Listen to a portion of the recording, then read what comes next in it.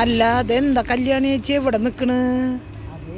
ആ എന്റെ പൊന്നു മോളെ ഈ വീട് കണ്ട ഒരു ചെറിയ വീട്, പിന്നെ നല്ല വീടാട്ടാ.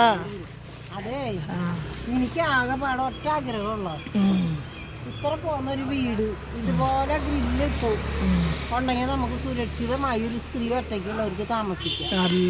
നമ്മളെ ആവശ്യമുള്ളൂ 4 പേര് ചേർന്നിട്ട് ഈ കൂട് പിടിച്ചു കൊണ്ടുവന്നവര്.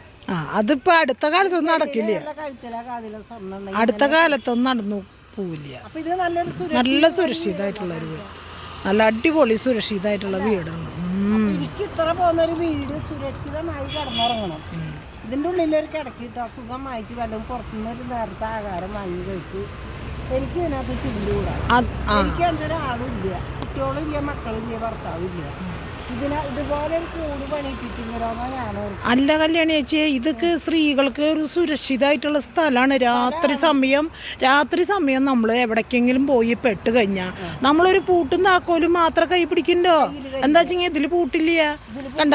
അപ്പോൾ നമുക്ക് ഇത് ഉള്ളിൽ നിന്ന് അങ്ങോട്ട് പൂട്ടിയിട്ട് അല്ലെങ്കിൽ പുറത്തുനിന്ന് അങ്ങോട്ട് പൂട്ടിയിട്ട് നമുക്ക് ഇത് എവിടെ ഇതിൻ്റെ ഉള്ളിൽ കയറി ഇരുന്ന് നേരം വെളുക്കുമ്പോൾ പുറത്തേക്ക് ഇറങ്ങാം. അടിപൊളി സുരക്ഷിതമായിട്ട് കഴിയുന്നു.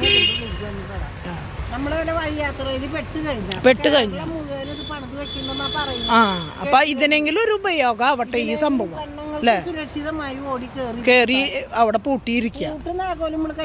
പൂട്ട് താക്കോല അതിനെ പൊട്ടിച്ചിട്ട് ആൾക്കാർ എടുത്തു കൊണ്ടുപോയില്ല. അപ്പോഴേക്കൊക്കെ 4 പേരെ അറിയൂല്ലേ? അപ്പൊ കള്ള്, കഞ്ചാവ്, ബാക്കി സംഭവങ്ങളൊക്കെ ഈ നാട്ടിൽ ഇങ്ങനെ പരന്നിരിക്കല്ലേ.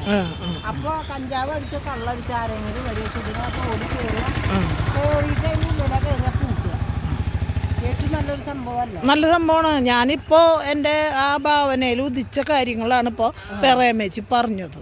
ഓക്കെ, കല്യാണി ചേച്ചി പറഞ്ഞത്. സോറി. അപ്പൊ അങ്ങനെ ഞാൻ രാജശ്രീ, തൃശ്ശൂർ.